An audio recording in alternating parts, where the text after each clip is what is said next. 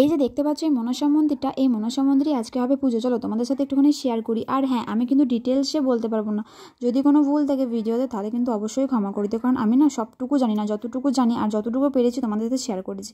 তো দেখো প্রথমেই দেখাই, এই যে বাবুই বাজছে, কেন বাজছে সেটা ভিডিওটা শেষ পর্যন্ত দেখো, তাহলেই বুঝতে পারবে। তো এখানে পুজো হয়ে গেছে, ভাই আমার জন্য প্রসাদ নিয়ে চলে এসেছে, আমি একটুখানি প্রসাদ নিয়ে নিলাম।